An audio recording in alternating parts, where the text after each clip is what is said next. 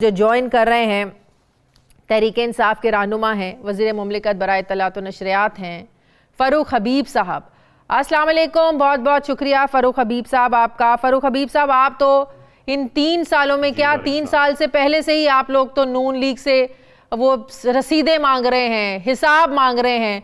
खुद आप लोगों के से हिसाब मांगने की बारी आती है तो आप लोग ऐसी तरमीम ले आते हैं कि जो भी फैसले होंगे काबीना के उस पर पूछगछ नहीं की जाएगी। ये जितने भी मैंने इंट्रो में बात की है या जिन जिन शोबों में माली बेज़ाब्तगियों का जिक्र किया है, ये मैं नहीं कह रही, ऑडिटर जनरल की रिपोर्ट कह रही है। इसका क्या जवाब है आपके पास?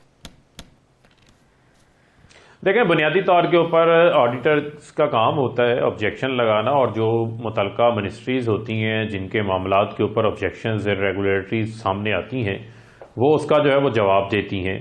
और इस हवाले से जो है जो मुतलका मिनिस्ट्रीज़ हैं उनको भी ये कह दिया गया है कि वो इसके ऊपर अपना जवाब फराहम करें। और जब ये ऑडिट पैराज होते हैं ये पब्लिक अकाउंट्स कमेटी में जाते हैं जहाँ पर इनको सेटल किया जाता है। अगर पब्लिक अकाउंट्स कमेटी इस हवाले से मुतमिन हो जाती है वो ऑडिट पैराज को जो है वो ड्रॉप कर देते हैं, अदरवाइज वरना वो केस जो है वो मुतलका इदारों को, नैब को भी फॉरवर्ड कर सकते हैं, किसी और इदारे को भी फॉरवर्ड कर सकते हैं। उस पर किसी किस्म का कोई एतराज़ नहीं है। जहाँ तक रह गई बात खास तौर के ऊपर जिस आप पर्टिकुलर ऑडिट पैराज की बात कर रही हैं, इनमें बहुत सारी ऐसी चीजें हैं जो कि कोविड के दौरान है।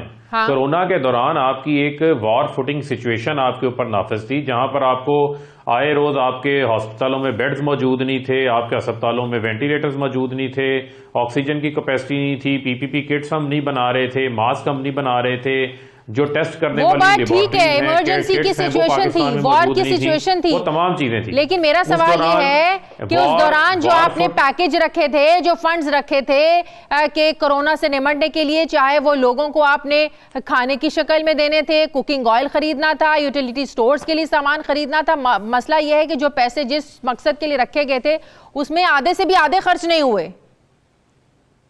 जी एक मिनट जरा मुझे आप एक्सप्लेन कर लेने दें ना।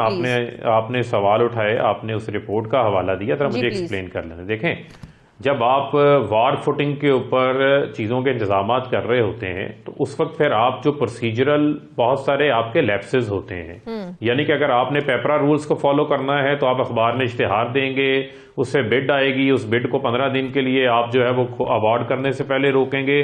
तो अगर आपको वार फुटिंग के अंदर चीज़ की ज़रूरत 24 घंटों में है तो आप 60 दिन उसका इंतज़ार नहीं कर सकते, तो आपने फैसले लेने होते हैं, वहाँ पर फिर ये फैसले लिए जाते हैं। जहाँ तक रहेगी बात यूटिलिटी स्टोर्स के हवाले से, तो यूटिलिटी स्टोर्स तो हमने 24 अरब रुपए से ज़ायद की सब्सिडी दी है। अगर उन्होंने कोई ऑयल खरीदा है या कोई और मामला है उसका वो अपना जवाब दे देंगे। लेकिन जहाँ तक रहेगी बात एहसास प्रोग्राम की, तो एहसास प्रोग्राम का तो यहाँ पर बिल्कुल जो कैश पहले जरा इनकी बात कर लेना, यूटिलिटी स्टोर्स की एक एक करके बात करते हैं ना फ़ारूक हबीब साहब, इस तरह तो सारा मिक्स हो जाएगा, समझ ही नहीं आएगी। यूटिलिटी स्टोर्स कॉर्पोरेशन में 5 अरब 20 करोड़ में से 1 अरब 20 करोड़ रुपए का वो घी और कुकिंग ऑयल खरीदा गया जो काबिल इस्तेमाल नहीं था। इसकी तस्दीक पंजाब फूड अथॉरिटी ने भी की और इसके लिए टेंडरिंग नहीं हुई। नेशनल डिजास्टर मैनेजमेंट अथॉरिटी को दिए गए फंड्स में 4 अरब से जायद की करप्शन, माली बेज़ाब्तगियां, इनका जवाब किसने देना है? नहीं करप्शन का एक मिनट माली बेज़ाब्तगियां जो करप्शन हो, एक मिनट चलें, वो अब आप इर्रेगुलरिटीज की बात करें ना, फिर आप करप्शन की बात ना करें। करप्शन जो है वो क्रिमिनल ऑफेंस है और जब कोई चीज एस्टेब्लिश हो जाए फिर आप उसे करप्शन का बिल्कुल नाम दें। अगर वो इर्रेगुलरिटीज के जुमरे में आ रहा है, कागजात उसके अंदर पूरे नहीं किए गए या जो ड्यू प्रोसेस है उसको फॉलो नहीं किया गया, तो फिर वो इर्रेगुलरिटीज के जुमरे में जो है वो आएगी। और इर्रेगुलरिटी अगर आपकी पब्लिक अकाउंट्स कमेटी में सेटल हो जाती है, आप उसको सेटिस्फाई कर देते हैं, उन हालात को एक्सप्लेन कर देते हैं, तो फिर उसके ऊपर आप किसी सतह पे ऊपर कोई आगे कार्रवाई के लिए जो है वो नहीं आगे बढ़ सकते। लेकिन फिर मैं आपको ये कहूंगा कि हम शफाफियत के ऊपर, ट्रांसपेरेंसी के ऊपर यकीन रखते हैं। हम इन ऑडिट पैरास जो सामने आए हैं उनको सेटल भी करेंगे, उनकी जो ड्यू रीज़न है वो रीज़न भी सामने रखेंगे। और इसके ऊपर जो है वो काबीना के अंदर वज़ीर आज़म साहब ऑलरेडी हदायत जो है वो जारी कर चुके हैं जो मुतलका हमारी जो मिनिस्ट्रीज़ हैं कि इसके ऊपर आप आएँ और आकर जो है वो एक्सप्लेन करें जो उनकी पोजीशन है वहाँ पर। सही। और बिजली और गैस के बिलों में सब्सिडी के नाम पर ये भी 100 अरब रुपए रखे गए थे जिसमें से सिर्फ 15 अरब रुपए खर्च हुए, बाकी 85 अरब का कोई अता पता ही नहीं है।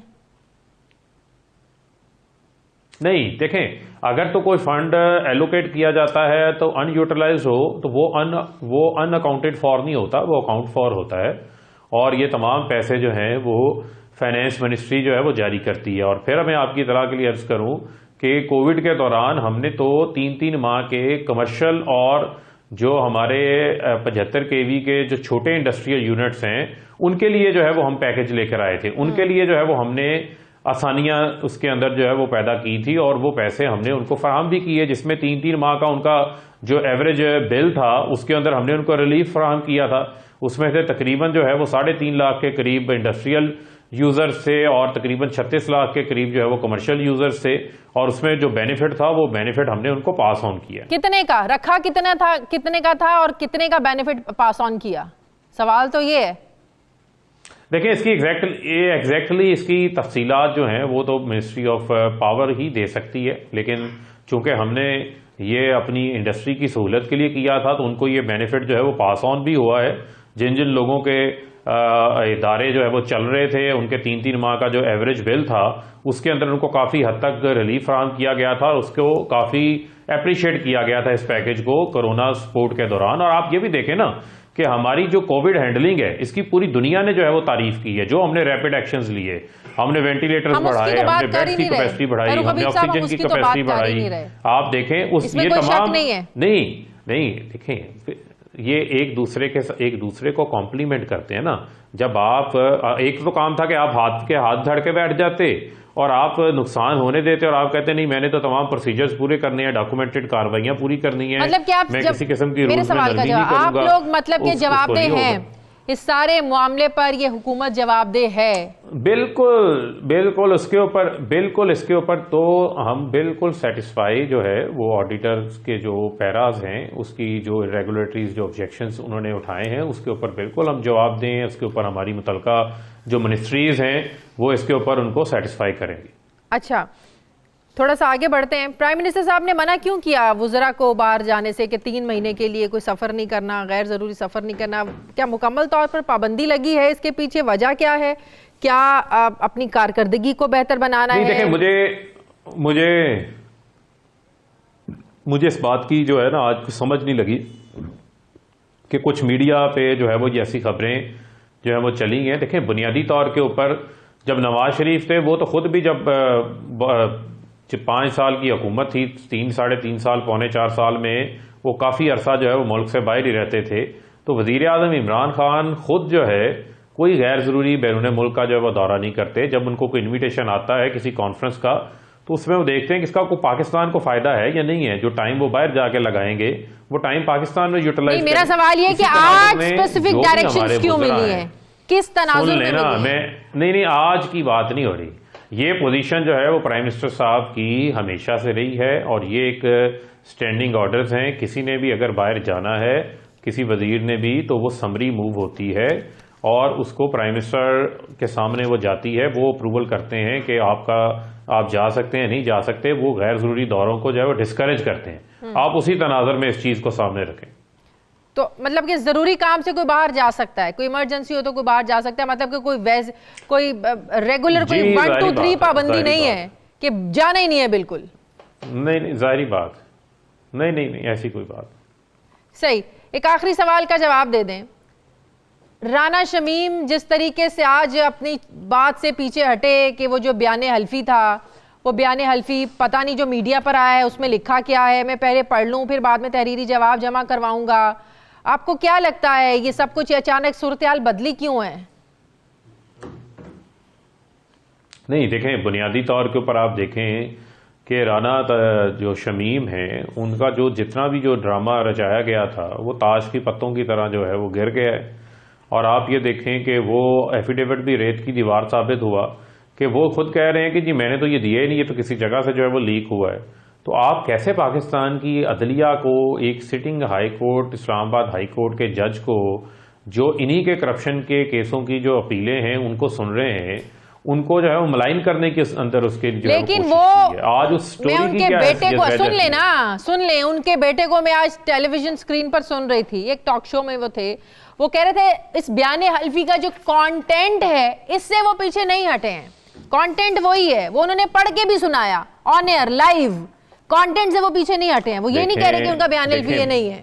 देखें, एक मिनट देखें, उस कंटेंट को किसी जगह के ऊपर आज तक पेश किया गया? आप चलें ये बता दें मुझे शाजिया, आप बहुत समझदार हैं, बड़ी पढ़ी लिखी सहाफ़ी हैं, मैं तो उसको जिक्र उस वक्त करूं जब उस हलफनामे का जिस बंदे ने नोटराइज करवाया वो कह रहा है कि मैंने दिया ही नहीं, मैंने किसी जगह पे पब्लिक ही नहीं किया, तो वो लॉकर में पड़ा हुआ है।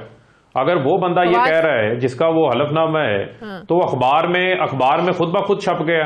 कौन सा ऐसा जादू आ गया, कौन सा ऐसा फवाद चौधरी जो साहब ने रॉकेट बता साइंस दिया आ ना गई कि है। नवाज शरीफ के जरिए पहुंचा अखबार तक, आप मुझसे पूछ रहे हैं।